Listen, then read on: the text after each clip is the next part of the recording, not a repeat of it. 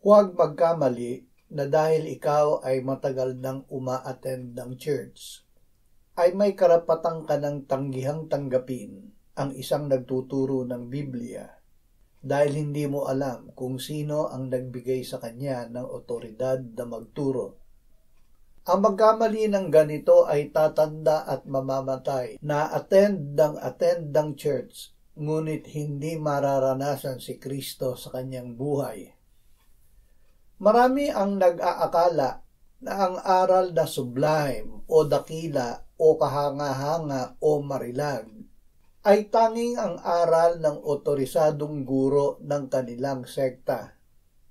Hindi sila nananalig sa sinabi ng Panginoong Hesus, iisa ang inyong tagapagturo, ang Kristo. Maraming henyo sa Biblia na mahusay magturo, ngunit ang itinuturo ay hindi si Kristo. Ito ay patunay na wala silang natanggap na kaalaman na nagmula sa Diyos. Sinabi ni Apostol Pablo sa mga taga-Korinto, "Tingnan ninyo ang inyong pagkatawag, mga kapatid. Kakaunti sa inyo ang matatalino ayon sa pamantayan ng tao. Hindi marami ang makapangyarihan. Hindi marami ang isinilang na marangal. Kundi pinili ng Diyos ang mga bagay na kahangalan sa sanlibutan upang kanyang hiyain ang matatalino. Pinili ng Diyos ang mga bagay na mahihina sa sanlibutan upang kanyang hiyain ang malalakas. Pinili ng Diyos ang mga bagay na mababa at hinahamak sa sanlibutan, maging ang mga bagay na walang halaga, upang pawalang saysay ang mga bagay na mahahalaga, upang walang sino man ang magmalaki sa harapan ng Diyos." Ito naman ang sinabi ni Apostol Pablo sa mga nakinig ng aral ni Kristo na ipinangaral niya. "Subalit kayo ay na kay Kristo Jesus na naging karunungan para sa atin mula sa Diyos, at katuwiran at kabanalan at katubusan, upang ayon sa nasusulat, ang nagmamalaki ay ipagmalaki ang Panginoon." Ang halimbawa ng sobrang tapat sa sariling aral at sekta ay ang mga eskriba at mga pariseo. Nang makita nila na ang mga maniningil ng buwis at mga makasalanan ay lumalapit kay Jesus upang makinig, ay sinabi nila, tinatanggap ng taong ito ang mga makasalanan at kumakaing kasalo nila. Itinuwid sila ng Panginoong Jesus, "Sino sa inyo na mayroong 100 tupa at mawala ng isa sa mga iyon, ay hindi iiwan ang 99 sa ilang at hahanapin ang nawawala hanggang sa ito'y kanyang matagpuan. At kapag natagpuan niya, pinapasan niya ito sa kanyang balikat na nagagalak.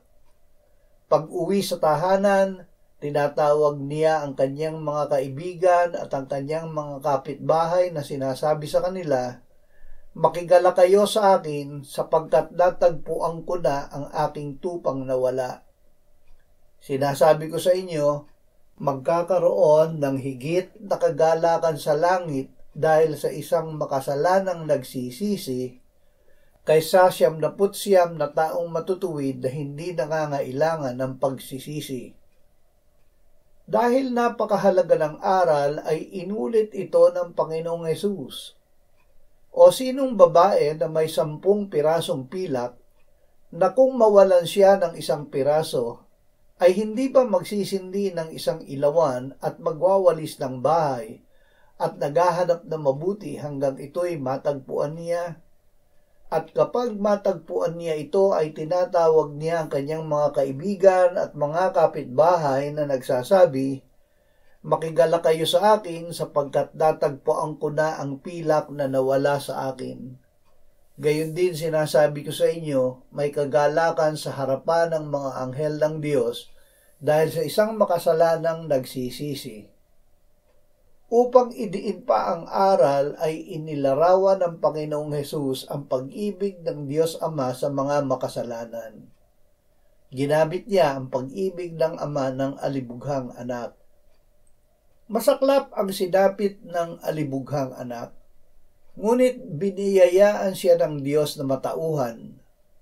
Nang siya ay matauhan ay sinabi niya, "Titindig ako at pupunta sa aking ama at aking sasabihin sa kanya, Ama, nagkasala ako laban sa langit at sa iyo. Hindi na ako karapat-dapat na tawaging anak mo. Ituring mo ako na isa sa iyong mga upahang lingkod." Siya ay tumindig at pumunta sa kanyang ama. Subalit habang nasa malayo pa siya, natanaw siya ng kanyang ama at ito'y awang-awa sa kanya. Ang ama'y tumakbo, niyakap siya at hinagkan. At sinabi ng anak sa kanya, "Ama, nagkasala ako laban sa langit at sa iyo. Hindi na ako karapat-dapat na tawaging anak mo." Subalit sinabi ng ama sa kanyang mga alipin, dalhin ninyo rito ang pinakamagandang kasuotan at isuot ninyo sa kanya. Lagyan ninyo ng singsing ang kanyang daliri at mga sandalyas ang kanyang mga paa.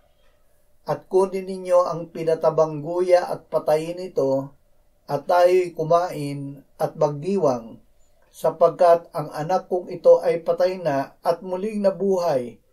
Siya'y nawala at natagpuan. At sila'y nagsimulang magdiwang. Maraming dumadalo sa Bible study na patay sa kasalanan gaya ng alibughang anak. Ang pagkakaroon ng tagapagturo sa Bible study at ang pakikinig nila sa tagapagturo ay grasyang bigay ng Diyos upang sila ay lumapit kay Jesus at mapatawad, maligtas, isilang ng muli at magkaroon ng buhay na walang hanggan. Ang unang binigyan ng Diyos ng otoridad na magturo ng kanyang salita ay ang mga magulang, hindi ang mga henyo sa Biblia. Ang halimbawang ibinigay ni Apostol Pablo ay ang lola at ina ni Timoteo. Sinabi ni Pablo kay Timoteo, "Naaalala ko ang iyong tapat na pananampalataya, isang pananampalataya na unang nabuhay kay Loida na iyong lola at kay Eunice na iyong ina, at ngayon ako'y nakakatiyak ay namamalagi sa iyo. Sana ay walang sino man ang sumaway sa mga lola at nanay na nagtuturo ng ebanghelyo sa mga apo at anak, dahil sila ay hindi naturuan ng mga otorisadong guro ng kanilang sekta.